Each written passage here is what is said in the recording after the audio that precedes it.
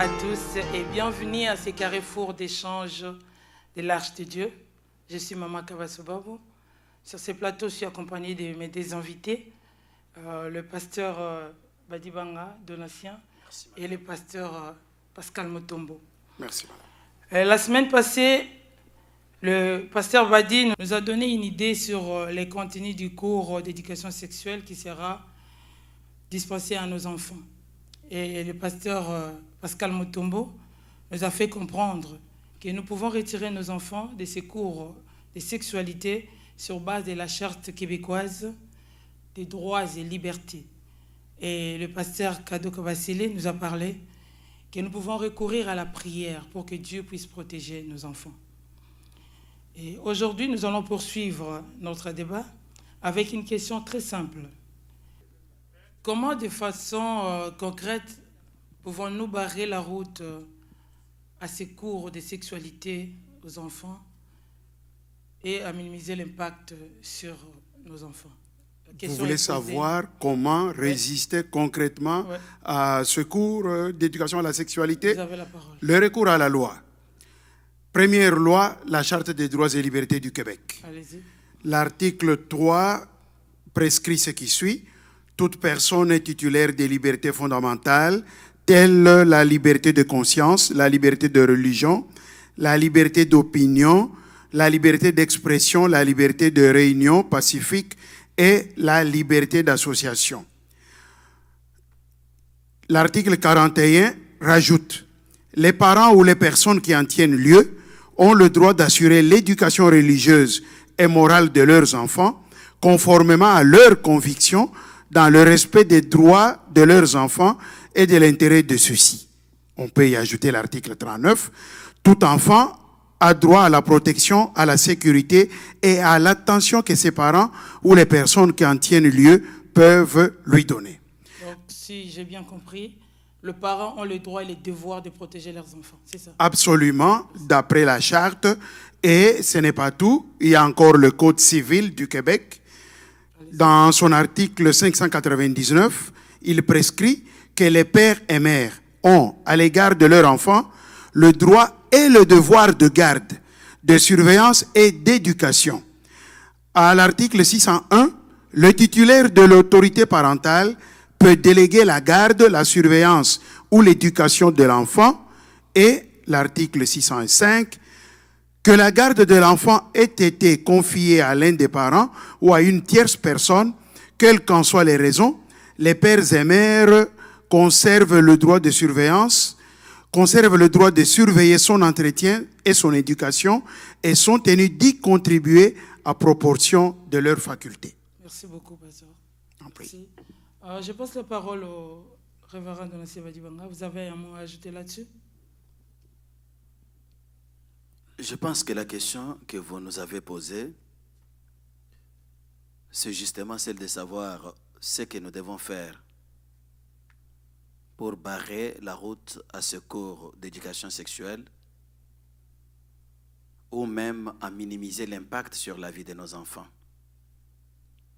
Mon confrère Pascal vous a répondu en disant que nous devons recourir à la loi. Mais moi, j'ai 5 choses concrètes. Première chose, j'encourage les parents à signer la pétition. Il y a une pétition qui est en cours présentement sur change.org. Et lorsque on sera nombreux à signer cette pétition, je suis convaincu que quelque chose peut se passer. Deuxième chose, j'encourage les parents à prendre en charge la vraie éducation de leurs enfants. Troisième chose, j'encouragerai même les parents à garder leurs enfants à la maison le jour où ce fameux cours est en train d'être donné. Quatrième chose, j'encouragerai tout le monde à faire des vidéos, des promotions pour communiquer l'information à ceux qui n'en ont pas et puis mener la bataille aussi sur les médias sociaux pour dire nous ne voulons pas de ce cours-là. Et cinquième chose, j'encouragerai les parents chrétiens à demeurer dans la prière afin de désactiver tout ce que l'ennemi est en train de programmer contre la vie de nos enfants. Voilà ce que je peux vous dire, madame. Je m'adresse au révérend Pascal Motombo. Vous nous avez parlé de la loi. Nous ne sommes pas des juristes. Est-ce que vous pouvez nous expliquer, s'il vous plaît? Oui, merci. Les parents peuvent, sur base des textes que j'ai énumérés, la charte reconnaît aux parents la responsabilité d'éduquer leurs enfants. Il leur reconnaît la liberté de religion. Elle vient ensemble avec le droit de ne pas se faire imposer des enseignements qui vont à l'encontre, qui sont incompatibles avec la croyance religieuse. Donc, sur cette base-là, les parents s'adressent à l'école pour dire « je sollicite l'exemption pour mon fils, pour ma fille, et l'enfant sera exempté ». On peut aussi se baser sur le Code civil, au terme duquel le premier maître de l'enfant, ce sont les parents. Et que c'est par délégation que l'État québécois organise l'enseignement, les ministères, etc. Et que les maîtres se tiennent devant la salle des classes, devant nos enfants. C'est par délégation des parents. Et cette délégation sous-entend, vient avec le droit de surveiller cette éducation-là. Est-elle toujours conforme à nos valeurs? Est-ce que je me reconnais toujours là-dedans? Et les parents qui ne se reconnaissent pas dans cet enseignement d'initiation à la sexualité, ils ont le droit de retirer leur enfant et de demander la suppression pour toujours définitive de cet enseignement-là, qu'on ne puisse pas la diluer dans d'autres cours, qu'on ne puisse pas en faire un cours spécifique non plus. Voilà. Merci beaucoup. Donc, si j'ai bien compris, les parents ont le droit de retirer leurs enfants pour qu'ils ne puissent pas assister à ces cours-là. C'est ce que vous venez de nous dire. Ils ont le droit et le devoir. Parce que le Code civil dit que c'est le devoir. S'ils ne le font pas, ils vont faillir à leur devoir. Merci beaucoup. Oui. Révérend Donatien Badiwanga, vous nous avez parlé des pétitions, des histoires. Alors, essayez un peu de nous expliquer. La première chose que je commencerai par indiquer, c'est que ce n'est pas pour rien que les parents doivent s'élever pour barrer la route à ce cours. C'est parce que ce cours est ancré dans une idéologie qui n'est pas claire, que les parents ignorent. Essayez d'expliquer un peu. Mais qui est derrière cet enseignement.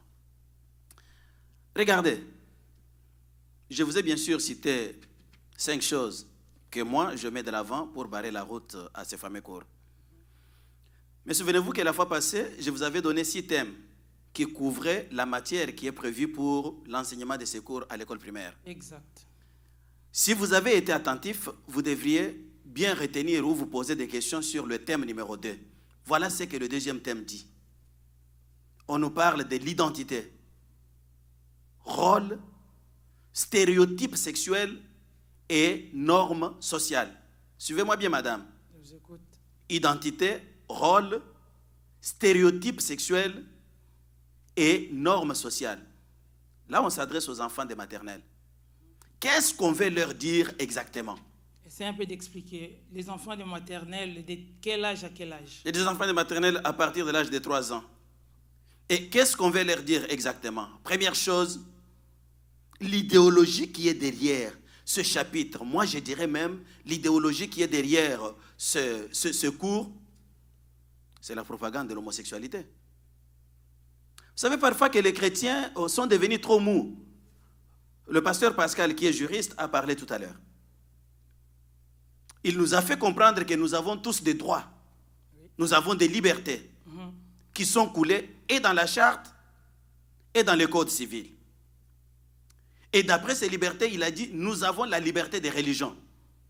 Donc, si le code civil et si la charte me reconnaissent le droit d'exercer ma religion et d'enseigner mes valeurs à mes enfants, et si le même code civil et la même charte reconnaissent à quelqu'un d'autre de choisir son orientation sexuelle, au nom de quoi ce deuxième peut venir m'imposer sa façon de voir les choses? Parce que tous nous sommes régis par la même loi. Donc, les amis homosexuels sont libres d'être homosexuels, mais moi aussi je suis libre d'être chrétien et d'enseigner les valeurs chrétiennes à mes enfants. Lorsque je dis à mes enfants, voilà ce qui est bien, oh, c'est de l'homophobie. Mec, dis. Et la loi est claire. Une liberté, la liberté de religion, ça veut dire la liberté et le droit de ne pas se faire imposer des enseignements, des préceptes, une idéologie qui va à l'encontre des fondamentaux de votre religion, justement. Et comme les parents ont la responsabilité sur leurs enfants mineurs, mais ils ont le devoir de s'assurer que leurs enfants ne soient pas en contact, un tant soit peu, avec ce qui est à l'encontre fondamentalement des principes fondamentaux de la religion des parents. Mais c'est bien simple. Mais parce que quand vous parlez de tout ça, les homosexuels, je ne sais pas moi, mais ils disent que la terre québécoise est une terre chrétienne. Non, laissez-moi d'abord ça, madame. Revenons à ce que M. Pascal dit tout à l'heure. Il n'est pas permis qu'on enseigne à mes enfants les valeurs dans lesquelles je ne me reconnais pas. Ça, c'est ce que la loi dit. C'est vrai. Et parce que la loi me permet de ne pas laisser mes enfants se faire enseigner des choses qui sont contraires à mes convictions, je dois retirer mes enfants de l'école pour ce cours d'éducation sexuelle parce que le deuxième thème exige qu'on enseigne à mes enfants l'identité. Quand on parle de l'identité, c'est quoi? C'est pour dire que, moi, mon identité sexuelle, c'est ceci. Si on parlait d'identité, pour me dire que non, vous êtes M. Badibanga, d'accord. Mais l'identité sexuelle, non. Les stéréotypes sexuels, quand on parle des stéréotypes sexuels, c'est pour dire que dans la société, nous avons des transgenres, nous avons des homosexuels, nous avons des lesbiennes, nous avons des hétérosexuels, etc., etc. Chacun est libre de choisir ce qu'il fait.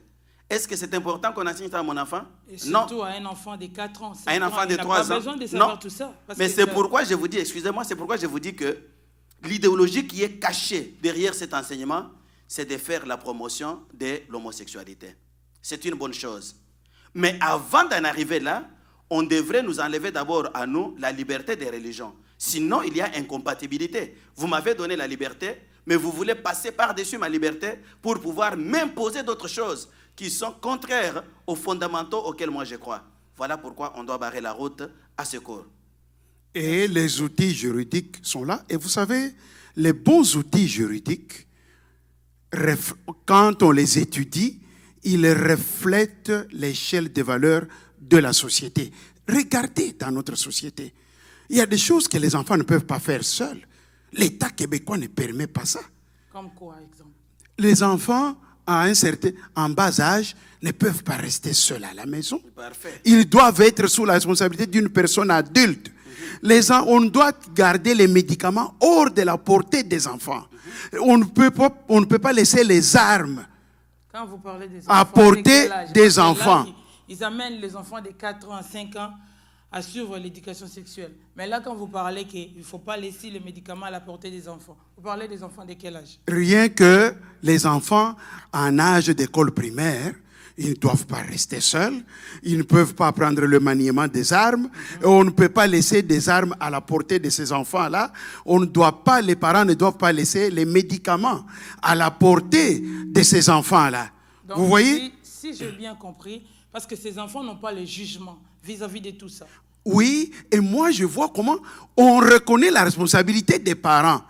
Et regardez quand il arrive des drames, parce que les parents ont laissé pendant quelques instants les enfants seuls et qu'il y a eu utilisation malveillante par les enfants parce qu'ils n'ont pas encore l'âge requis, le discernement, la maturité. Et c'est aux parents qu'est reconnue cette appréciation et cette première responsabilité-là. On ne peut pas dépouiller, je pourrais dire que on ne peut pas dépouiller les parents de leur souveraineté en matière d'éducation de leurs enfants. Écoutez, excusez-moi. Vous venez de dire des choses qui ont interpellé ma conscience et mon intelligence. Vous dites que d'après les lois de ces pays, on ne peut pas laisser les armes entre les mains d'un enfant mineur, c'est ça? Non. Exact. Et on ne peut pas non plus laisser les médicaments à la portée des enfants mineurs, c'est ça? Non. On ne peut pas non plus laisser ses enfants seuls à la maison sans la présence des parents, non? La fois passée, je vous ai dit que les enfants apprennent par imitation. Je vous ai fait comprendre que quelque part en Afrique, un président avait pendu publiquement des gens et dans les jours qui suivaient, les gamins se sont pendus. Vous savez ce que j'ai vu cette semaine dans les médias sociaux? Allez-y, pasteur. J'ai vu des petites vidéos qui m'ont été envoyées. Ça devrait être en France, je suis très sûr. Et d'ailleurs, celui qui a envoyé la deuxième vidéo a dit « La France, à peine une semaine, voilà ce qui arrive. » C'est quoi au juste? Première vidéo, 2 gamins. Je peux leur donner 3 ans, 4 ans, une fille et un garçon. Vont se cacher derrière un tas de fleurs et les autos sont en train de passer sur la rue et ils sont en train de simuler l'acte sexuel. C'est-à-dire, d'après moi, ils ont essayé de reproduire soit ce qu'ils ont appris ou soit ce qu'on leur a monté. 2 enfants, à peine 3 ans et 4 ans. Ceux-ci avaient leurs habits, mais ils n'étaient pas capables de faire grand-chose. 1 ou 2 jours après, on m'envoie une deuxième vidéo. Encore 2 gamins, 3 ans, 4 ans, qui ont enlevé les habits, s'il vous plaît. Qui sont restés nus. Et qui ont commencé à simuler l'acte sexuel. C'est-à-dire, pour moi, ils faisaient l'acte sexuel, mais à leur manière, parce qu'ils ne sont que des enfants. Chacun sachant jouer son rôle. Le garçon monte, la fille monte, et il fait tous les mouvements qu'on leur a montrés ou qu'ils ont vus quelque part. Dites-moi qu'est-ce qui va arriver demain ou après-demain. Demain ou après-demain, quelqu'un va leur montrer de faire correctement. Alors, nous allons avoir dans nos maisons des enfants de 3 ans, de 4 ans, de 5 ans, qui sont en train de vivre la vie sexuelle, comme le programme le dit, dans un des thèmes que nous allons enseigner à nos enfants, ce qu'ils ont appelé la vie amoureuse et affective. C'est déjà enseigné. Mais dites-moi dans quelle société nous allons vivre. Mais justement, voilà pourquoi les parents doivent résister avec les moyens de la loi. Et si je vous ai bien suivi, on apprend ça à des personnes à qui on ne reconnaît même pas le droit de voter, par exemple. Parce qu'on estime qu'ils n'ont pas la maturité, le discernement, ils ne peuvent pas comprendre la responsabilité de l'acte d'aller voter. Et comment est-ce qu'on peut leur apprendre l'acte de procréation? Oui. Là, je comprends ce que vous voulez dire. Mais c'est que le révérend Donatien Vadibanga vient de dire, quand il parle de ces vidéos-là, j'ai un témoignage. Il y avait une vidéo que j'avais reçue, de la France toujours, et je voulais envoyer ça à une amie. Le Messenger. Par quelle voie vous voulez l'envoyer? Par Messenger. Ok. Et là, le Messenger m'a fermé pendant 72 heures. Ils m'ont écrit, on a suspendu ton Messenger à cause de la vidéo que tu voulais envoyer à quelqu'un, parce que la vidéo n'est pas bonne et ça montre l'acte sexuel aux mineurs. C'est comme si j'étais la fautive quand je voulais envoyer ces vidéos. Madame, Messenger vous a dit que la vidéo n'est pas bonne. Oui. Mais dites-moi. Qu'elle était indécente, donc. Oui. Qu'elle était indécente parce que... On m'a suspendu. Je ne peux pas appeler, je ne peux pas répondre pendant 3 jours. Parce que c'était une vidéo des enfants. Oui. Donc, je pense que dans les jours qui viennent, Messenger devrait suspendre tout le monde. Parce que tout le monde est en train d'enseigner, toute la société est en train d'enseigner aux enfants à devenir des experts en actes sexuels depuis l'âge de 3 ans. Bon, quand vous apprenez ça à l'enfant, c'est pour que l'enfant fasse quoi? Vous lui avez appris à manger, c'est pour qu'il mange. Et quand ils vont le faire, c'est que je pense qu'on va devoir fermer même le Messenger du Premier ministre.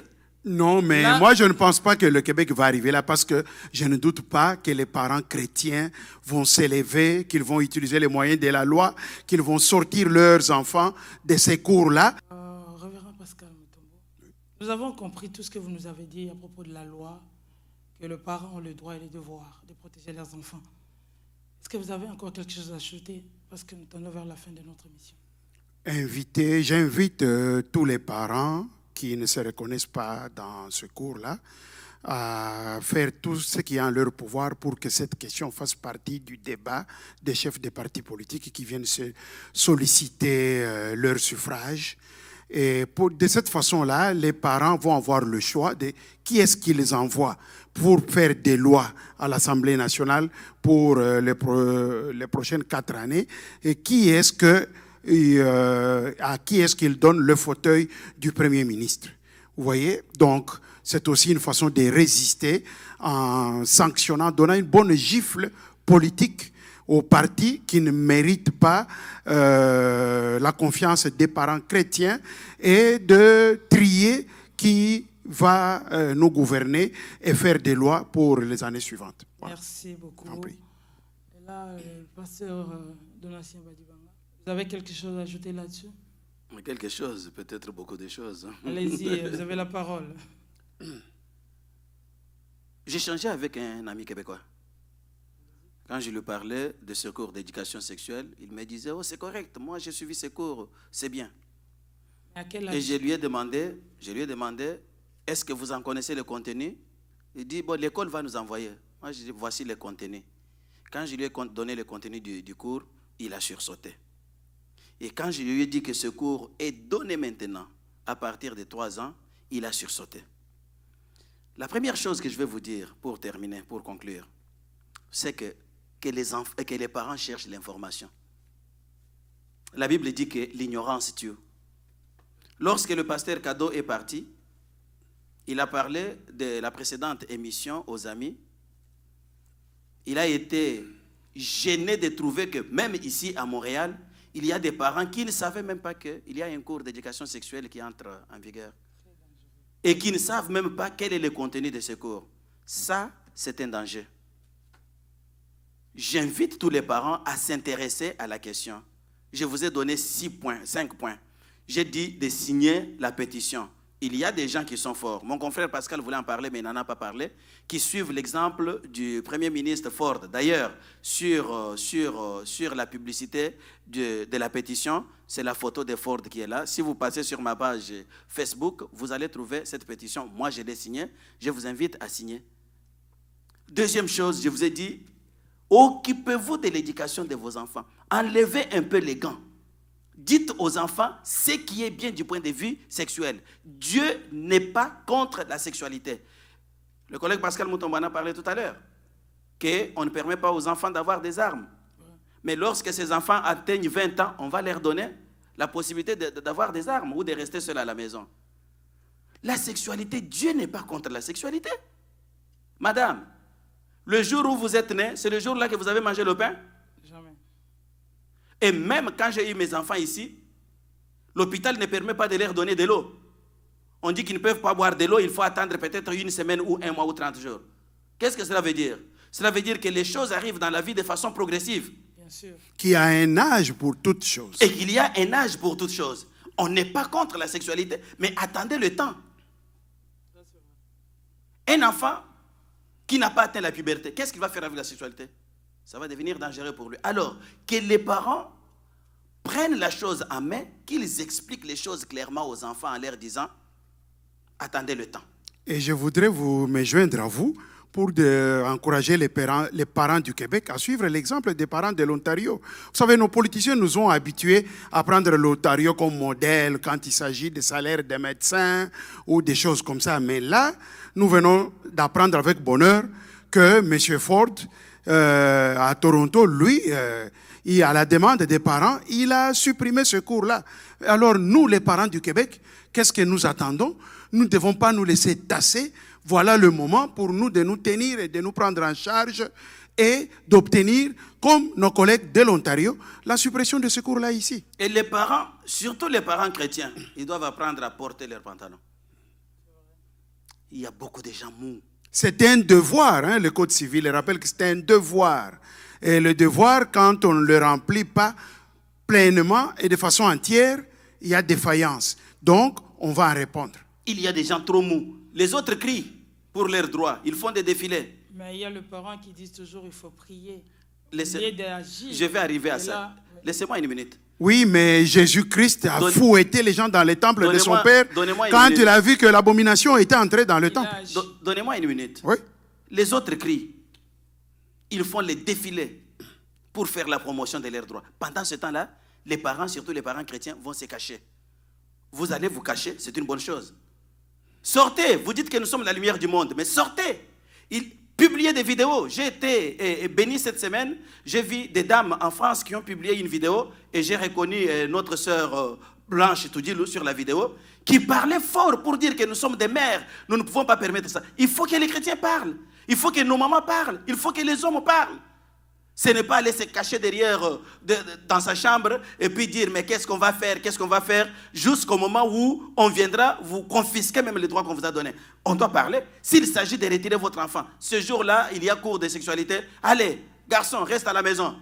C'est le jour d'aller voir le médecin, c'est le jour d'aller voir le dentiste.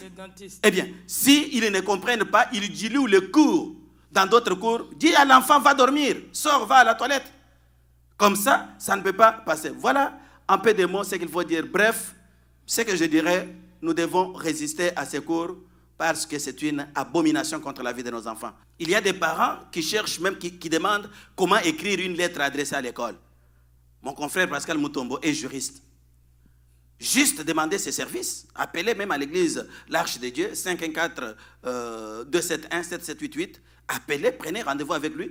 Il pourra vous aider comment rédiger une lettre à déposer à l'école pour que l'école puisse donner l'exemption à votre enfant. Et vous vous arrangerez avec lui, ça sera en privé. Voilà les moyens que nous vous donnons. On est prêt à vous aider pour aller jusqu'à la fin. Merci. Merci beaucoup à nos téléspectateurs. Nous sommes à la fin de notre émission. Les parents ont le devoir et le droit de protéger leurs enfants. Vous devez recourir à la prière et il y a la loi qui vous protège. Que Dieu vous bénisse.